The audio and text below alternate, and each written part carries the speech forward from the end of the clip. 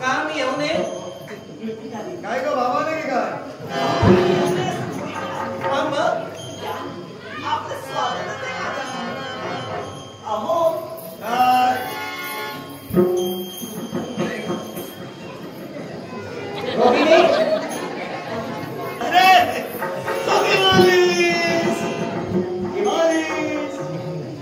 तुमच्या प्रीतीचं फुल फुलत होता ना त्यावेळी आले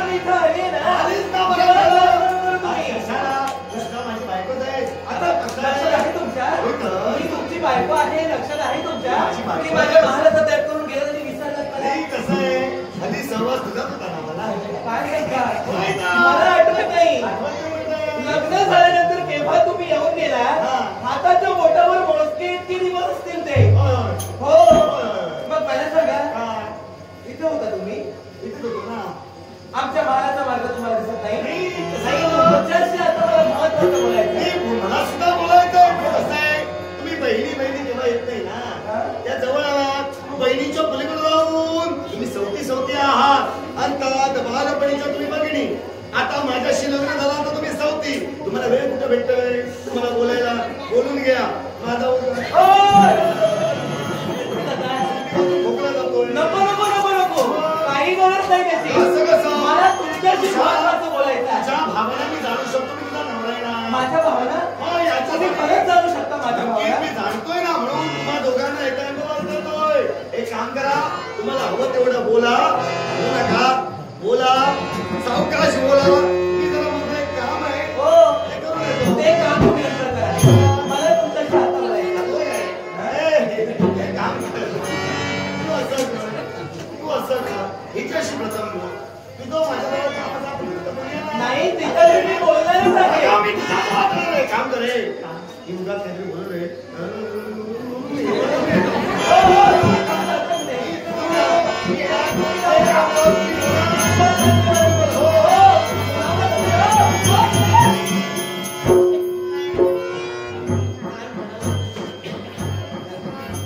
तुमची खबरदारी घेणारच आहे पण आता नाही प्रथम घरचं पाहा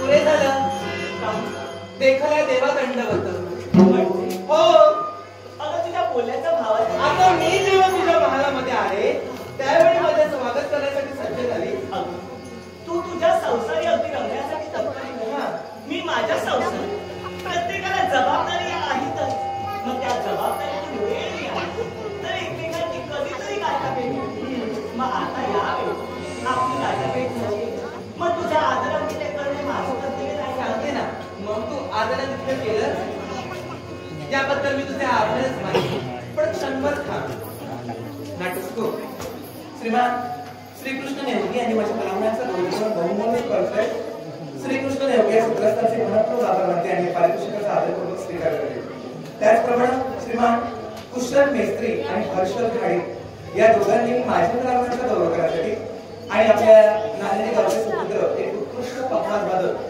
श्रीमान श्रीराज मोरसकर यांच्या कलावण्याचा गौरव करण्यासाठी आम्हा दोघांसाठी बहुमानाचं 100 रुपयांचं परचलय कुशल मेस्त्री आणि हर्षल खाडे या दोन्ही सदस्यांचे महत्व गावामध्ये आणि आम्हा उभयांच्या वतीनं या पारितोषिकाचा आदर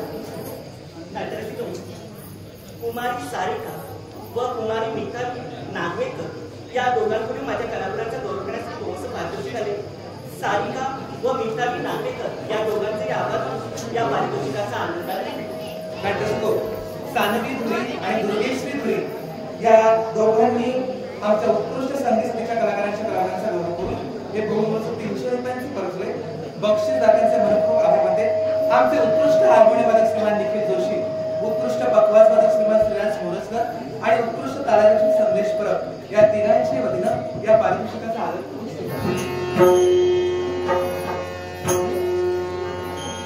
रोहिणी मी तुझ्या महाकारानंतर माझा आदराने केलं याबद्दल मी तुझे आभार मानते पण मला तुझ्याशी एका महत्त्वपूर्ण विषयावर बोलायचं आहे ये ना बसून बोलूया ना बसण्याची आहे ना तो बसून बोलण्यासारखाच नाहीये. असा कोणता विषय? आणि म्हणूनच तर मगच तू म्हणालीस की आपण प्रत्येक जणी आपापल्या संसारात व्यस्त आहोत. संसारात जरी व्यस्त आपण असलो ना तरी आपण एकमेकांपासून दूर नाही आहोत. आपण चंद्रलोकातच राहतो. दक्ष प्रजापतीच्या आपण 27 कन्या आणि त्या 27 कन्या आपण चंद्रदेवाच्या पत्नी म्हणून इथे आलो. दक्ष प्रजापतीच्या ज्या कन्या आहेत त्यातील 27 कन्या आपण चंद्रदेवांच्या पत्नी म्हणून आलो. बरोबर ना?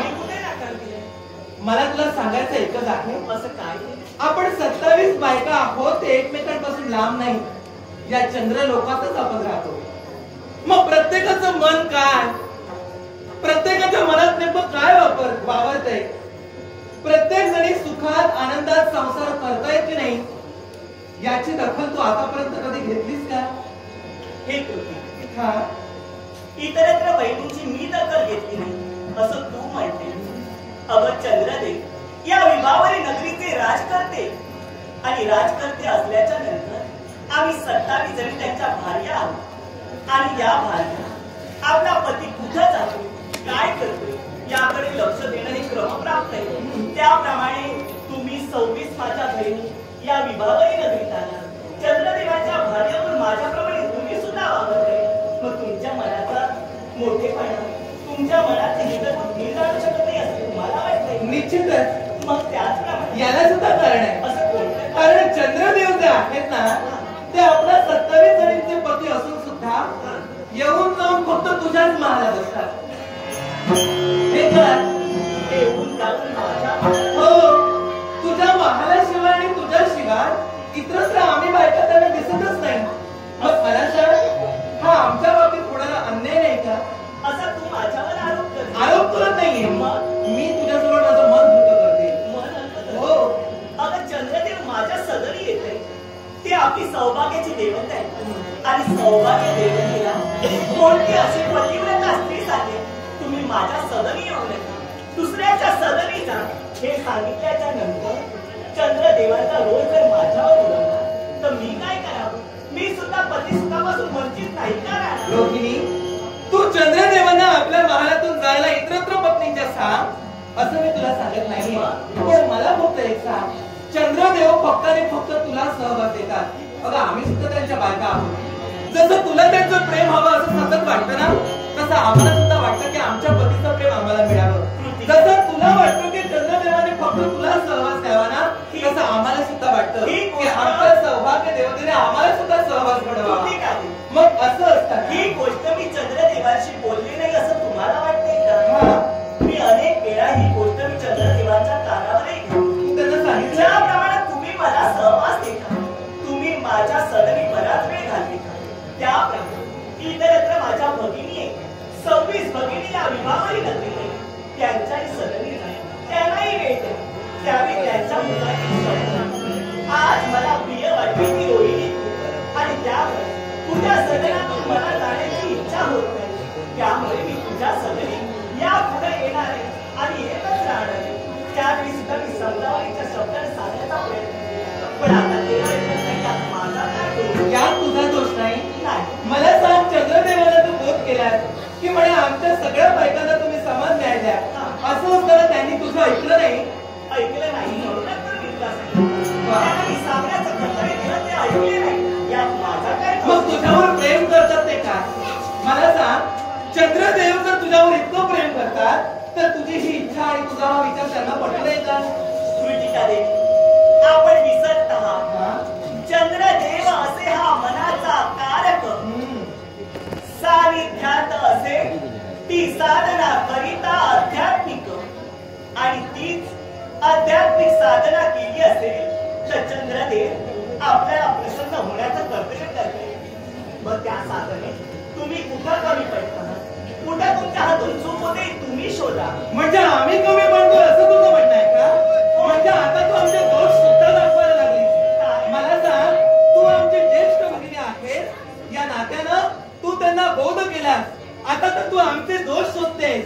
म्हणजे मला सांग, मी तुमचे दोष शोधत नाही. मग चंद्रदेव हे मनाचे कारक आहे आणि जेणेकरून त्यांच्या मनाला वाटेल, बुद्धीला पटेल त्याप्रमाणे ते सानिध्यात राहण्याचे कर्तव्य करते. चंद्रदेवाची तर तुम्ही मनोभावे आध्यात्मिकतेनं आत्मदृढीनं अगदी भक्ती केली असेल तर या विश्वातील प्रत्येक घटकाला ते त्याच भावनेनं पाहण्याचं कर्तव्य करते. मग असं असतं आज मी त्यांच्याजवळ प्रेम भावनेनं पाहते. मग आज ते मला दर्शन देण्यासाठी, मला सहवास देण्यासाठी माझ्या सदरी येत आहे. यात माझी काय चूक? तू सांगतेस की ते मनाचे देवता आहे आणि म्हणूनच तर ज्याप्रमाणे तुझं ते मन जाणताय त्याप्रमाणे आमचं मन ते जाणू शकत नाहीत का? आणि त्याच्याही पलीकडे जाऊन आम्ही आमच्या कर्तव्यात कमी पडत नाही. आतापर्यंत तू जसं त्यांना प्रेम देतेस ना तसं प्रेम आम्ही सुद्धा त्यांना देऊ इच्छितो. पण त्यांचा सहवास जर आम्हाला वेळोवेळी घडला नाही तर आम्ही ते प्रेम कसं काय देणार? ते का ऐकून घे. तुझ्या मनाच्या ठिकाणी असणारा हा सवती मत्सर, सवती मत्सर आणि सवती मत्सराचं वादळ हा तुझ्या मनाच्या ठिकाणी नाही रोहिणी. आणि म्हणून हे तू खूप टोकाचं बोलते. तुझ्या मनी माझ्या मनात सवती मत्सर मुळीच नाही. सवती आतापर्यंत एका बाजूमाग एक आपण 27 जण या संसारात आलो. आतापर्यंत आपल्या संसारात सवती मत्सर कधी झालाच नाही. आणि याच्याही पलीकडे जाऊन आपण चंद्रदेवाला विचारू शकली असती.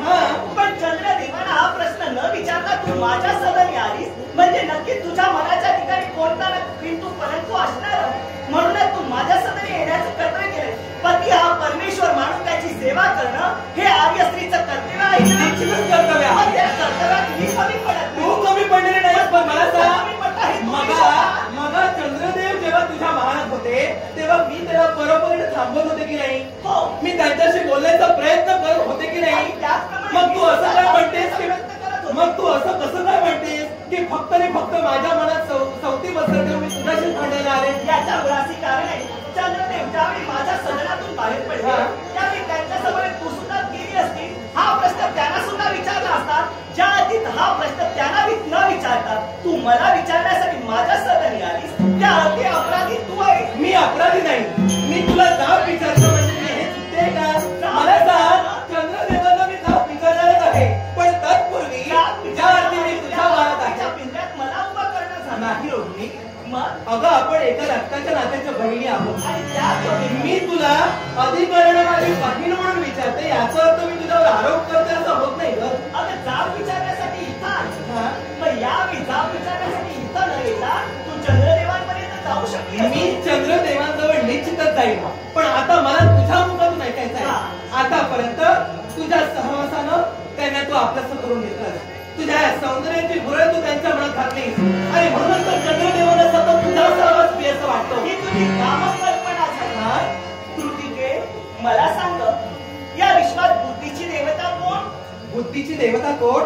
बुद्धीची देवता म्हणजे गणपती गजानन. निश्चितच. आणि गणपती गजाननाच्या प्रेरणेनं या अखिल विश्वातील घटकाला बुद्धी देण्याचं कर्तव्य कोण करतंय? तर चंद्रदेव. आणि चंद्रदेव हे करत असताना त्यांना मी जाऊन सांगावं ही कितपत योग्य आहे? रोहिणी, मला तुला एकच सांगायचं आहे. जर मी तू त्यांना तुझ्या महालातून जा म्हणून सांगायला सांगत नाहीये. यावेळी ही गोष्ट जर मी चंद्रदेवाला जर सांगितली असती तर इतरत्र सारे तर मला दूषण नाही का देणार? कारण बुद्धीची देवता जर गणपती गजानन आहे आणि त्यांना प्रेरणा देण्याचं कर्तव्य चंद्रदेव करतायत. या अखिल विश्वाला जी प्रेरणा देत आहेत आणि बुद्धी देत आहेत त्या व्यक्तीला जाऊन मी सांगणं कितपत योग्य आहे? चंद्रदेव हे जर मनाची देवता असतील तर आमच्या मनाच्या ठिकाणी मी आता इथं एकटी आलेली नाहीये. माझ्या सोबत इतर माझ्या 25 भगिनी सुद्धा तुझ्या महाराच्या बाहेर उभ्या आहेत. माझं फक्त एकटीच हे दुःख नाही तर माझ्या सहित इतरत्र 25 जणींचं सुद्धा हेच दुःख आहे. मग मला सांग, एका बाजूला आम्ही 26 जणी आणि एका बाजूला तू. म्हणजे निश्चितच न्यायाचा तराजू एका बाजूला झुकतोय की नाही? तू त्या 25 जणांना घेऊन तू 26 इथं आलीस म्हणजे तुमच्या मनाच्या ठिकाणी किंतु परंतु आहे. माझ्या बाबतीत अगदी संशयाची पात तुमच्या मनी चुकत असे. हाच अधर्माचा लवलेश तुमच्या मनाच्या ठिकाणी वावरत असे.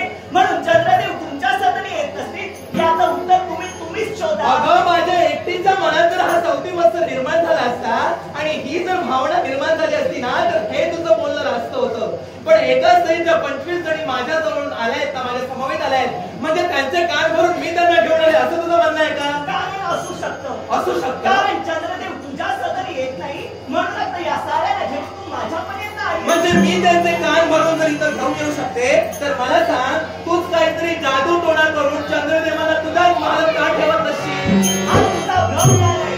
त्या चंद्रदेवाला मी माझ्या सदरी ठेवलं असतं. तुझ्या मताप्रमाणे जादू टोणा करून जर मी चंद्रदेवाला माझ्या सदरी ठेवलं असतं तर मला सांगा पृथ्वीके, आमचं लग्न झालं ते कोणत्या पद्धतीनं झालं? कोणत्या पद्धतीने झालं याची कल्पना तुला तुला नाही का? मला आहे. मग त्याचा इथं काय संबंध? एक संबंध आहे म्हणूनच सांगते. लग्न कोणत्याही पद्धतीने झालं असलं तरी सुद्धा एका संसारात आपण 27 जरी वावरतो ना. म्हणूनच चंद्रदेवांच्या मनाच्या ठिकाणी वाटत असेल आज रोहिणीला सूट द्यावी. अगं स्त्रीचं पूर्णत्व म्हणजे तिचं मातृत्व आणि ते मातृत्व मला प्राप्त झाल्याच्या नंतर किंवा मातृत्वाची चाहूल लागल्याच्या नंतर ते नंतर तुझ्याही सदरी येतील. किती दिवस? अगं थोडे दिवस. थोडे दिवस? हो. अगं लग्न करून कितीतरी दिवस झाले, कितीतरी वर्ष झाली, पण अजूनही हवा तसा आम्हाला समज म्हणजे आई पण होण्याचं सुख आणि स्वप्न फक्त तूच पाहायचं का? आम्ही पाहायचं नाही का? त्याच्यानंतर ते तुझ्याही सदरी येतील याची पूर्णपणे कल्पना मला आहे. नाही रोहिणी, मग आता मी तुला एकच सांगेन की तू आमच्या वतीनं चंद्रदेवांना सांगायला हवंस. आमच्या वतीनं आता तो प्रयत्न करायला हवेस आणि आम्हाला सहवास घडवण्याबाबत रोहिणी तूच चंद्रदेवांना बोध करायला हवा. कृतिका देवी, कारण जोपर्यंत तू तुझ्या निग्रहानं त्यांना सांगत नाही तोपर्यंत ते तू घडणार नाही. आतापर्यंत सामोपचार बोलायला मी सांगण्याचा प्रयत्न तुला करत होते. चंद्रदेवी आपली सौभाग्याची देवता आहे, मनाचे कारक आहे, बुद्धीची प्रेरक करती देवता आहे. मग असं असताना त्या देवतेच्या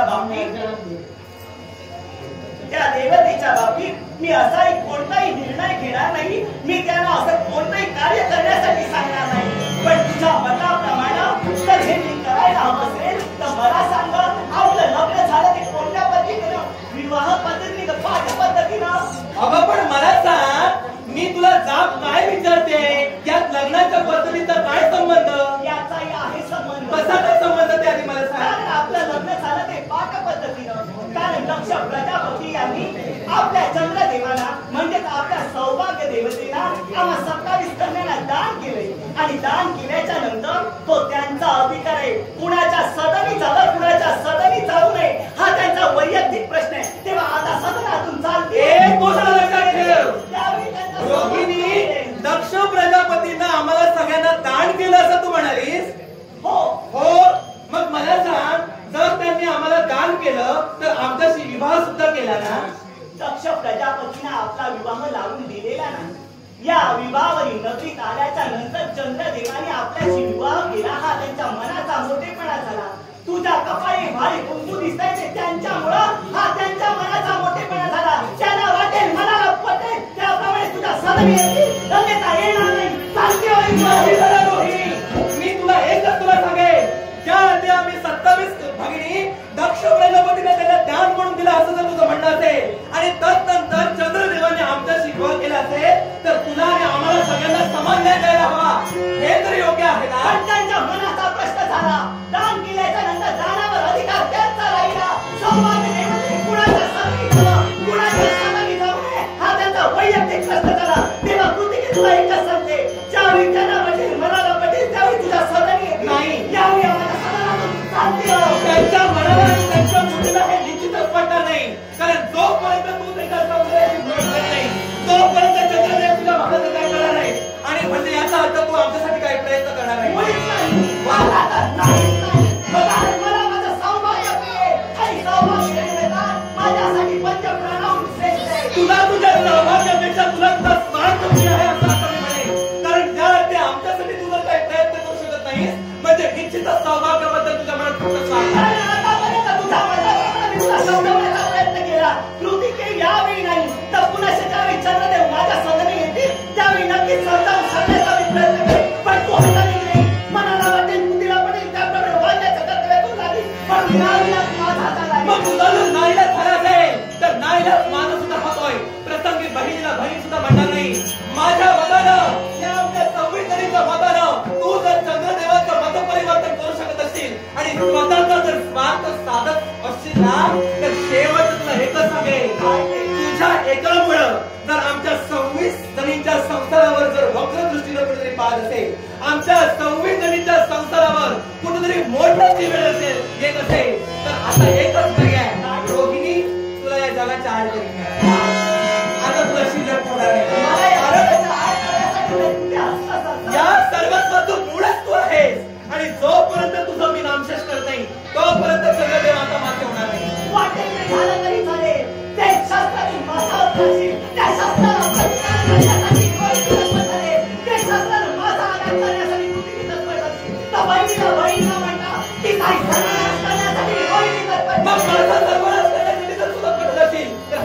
नसतं देऊ. तुला फक्त ग्रहण करते. जाऊ तुला.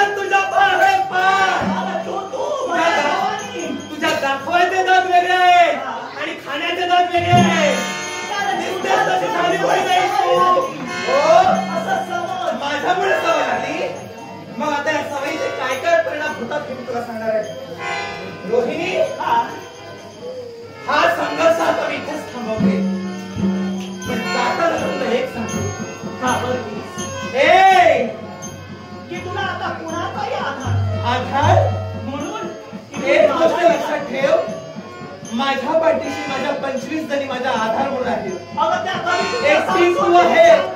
आणि जरी त्यांनी माझी साथ सोडली ना तरी मला कुणाच्या बापाची फिकीर नाही. माझं स्वतःचं अस्तित्व घडवण्यासाठी आणि माझ्या स्वतःच्या न्यायासाठी इतरांची मी वाईट झाले तरी चालेल, पण माझ्या सत्याचं आचरणात मी आतापर्यंत कधी चुकवलं नाही आणि याच्याही पुढे कधी चुकवणार नाही. ते सत्य मी उराशी बाळगून आतापर्यंत जगण्याचं कर्तव्य केलं. त्या सत्याला मी कधीच पार नाही करू. आतापर्यंत जगण्याचा प्रयत्न केला तो फक्त थोडे दिवस, आत्महत्या करून जाते. अगं अशा पोकळ धमक्या किती जणांनी हो आणि त्यांना मी अगदी भीक सुद्धा घातली नाही. कुणी कुणी दिल्या? तशी चालली होय. मला सांग, या तुला धमक्या आतापर्यंत कुणी कुणी दिल्या? या 25 जणी घेऊन आलेत हा? ना, त्यातील बऱ्याच जणांनी. होय काय? तेव्हा त्यांनी सुद्धा माझ्याजवळ हित प्रस्ताव आणले. मग आता ठीक आहे. म्हणून त्या तुझ्याकडे आता तर तू फक्त माझ्या डोक्यात नाहीस तर प्रत्येकाच्या डोक्यात आहेस. हो. आणि म्हणूनच तर याचा सूड आणि याचा प्रतिशोध मी निश्चितच घेईन. आता या क्षणी तुला महाराजांना घेऊन जाते. पण रोहिणी, मी पुन्हा येईन. पण येताना अशी येईन, की रोहिणी तू तोंड दाखवायला सुद्धा शिल्लक नाही.